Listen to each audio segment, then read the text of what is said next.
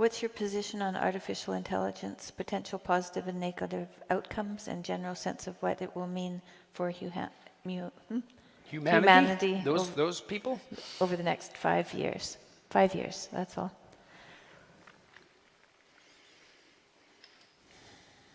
Well, my position basically is we better get our act together before the giants show up.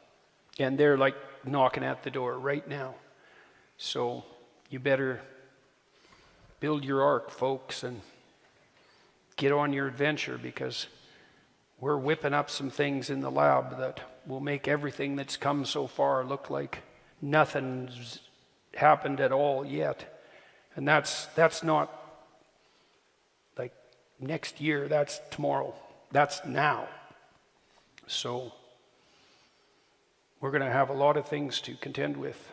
And you know, they're very promising. They're very promising. I was talking to my brother-in-law, for example, who's the world's greatest chip designer, as it turns out. And he's built, I don't know if there's anybody who's changed the world more in the last 15 years than Jim, with the possible exception of Musk. And that'd be a tight battle, because he built all the chips in your iPhone and in Intel systems and in AMD systems. And I mean, other people did as well, but he was key to that. One of the things we were talking about last week was the possibility that we could build a ChatGPT system, essentially, that was a trained neuroscientist. And so I thought I could work with him to identify the cardinal works of neuroscience over the last 15 years, the greatest books, the greatest papers, train the ChatGPT system on that, and then use it as a scientist to evaluate the current literature. And that seems like the only thing that's stopping that is time. Like, it's the possibility of doing that's right there. We're going to be able to build, we can already build incredibly intelligent systems. Now, they're not fully calibrated yet, and ChatGPT has its problems and its biases, but Jim figures we'll figure out how to. See, right now, ChatGPT only uses language. So to the degree it's intelligent because of the intelligence that's encoded only in language. And if the linguistic corpus, so the body of text that we've all produced, is biased and warped in some way, that'll be built into the ChatGPT system. And along with whatever biases the programmers might have purposefully or inadvertently put into the system. But Jim figures that the AI systems will be able to calibrate their linguistic knowledge against knowledge of images in the world soon. And that's basically what scientists do, right? Because scientists will take a verbal hypothesis and then test it against the actual world. And if the hypothesis and the world fit, then you think, well, that's scientifically verified. And Keller thinks that AI systems will be able to do that pretty soon. And pretty soon means as soon as someone builds one that can do it, because the tech is already in place. And so I have no idea what that's going to mean, and it could easily lead us astray. So here's something that's going to happen in the next year. So imagine now you're a lonesome guy, and you can get a digital friend, a woman, and she can talk to you like ChatGPT talks to you, and listen like ChatGPT listens to you, which is maybe, if you're really lonesome and alienated, more than anyone has ever listened to you in your life. And then soon, she'll not only listen to you as a text interface, but she'll be a fully rendered 3D, well, let's say 2D photorealistic, fully rendered animation, indistinguishable from a genuine image of a genuine person. And then that'll be 3D for your, Oculus headset. And then, well, that'll be sexual and like just right now. That'll be the value proposition, right? Is you'll be able to turn your virtual girlfriend into your virtual sex partner, and who knows what that'll do, right?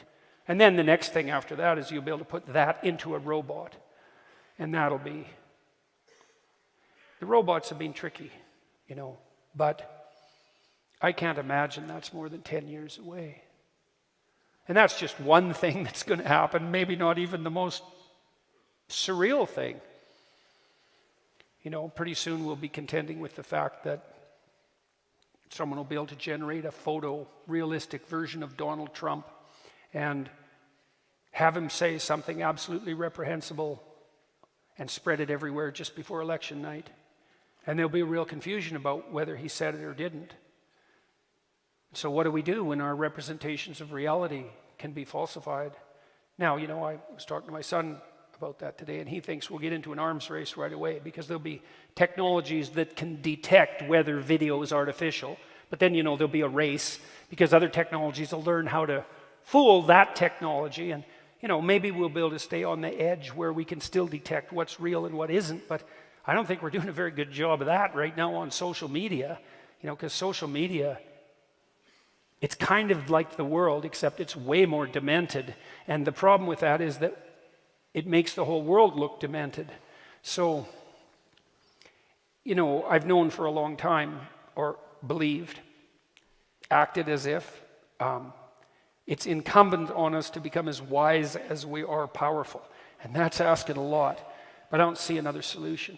You know, part of the reason that I'm doing what I'm doing, part of the reason we're doing what we're doing is because we're trying to become wiser, that's for sure. But we're also hoping that discussions of the sort that we had tonight, why would I say discussion? It's like, I know that I'm talking, you know, but you're all here, and I don't talk to the group, I talk to individuals, and I'm watching to see if what I'm saying is landing, if people are paying attention.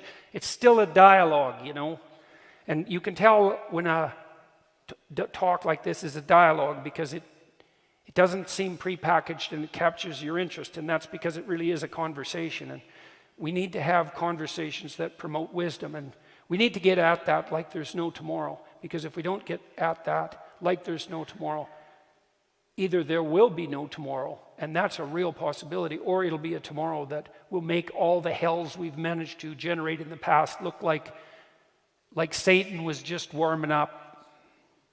And we're toying with that right now in an unbelievably provocative manner. You know, on the AI front, on the environmental apocalypse front, on the culture war front, on the war with Russia front. So part of the reason that we're on this tour, you know, when we could be, say, at home with our family and pursuing more local creative enterprises is because we're hoping that, you know, we can all get our act together fast enough.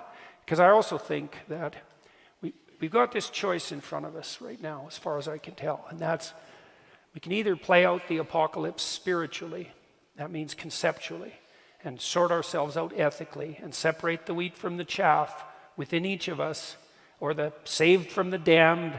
That's another way of looking at it. We can either do that conceptually, psychologically, and in communication with each other, voluntary communication, or we can play it out in the world as war and catastrophe. And really, as far as I can tell, that's everything's accelerating, right? Including the eternal battle between good and evil in heaven. And so you either take on that responsibility as a spiritual problem, or, as Jung said, Carl Jung, you play it out in the world as fate. And I'm utterly convinced that that's true. So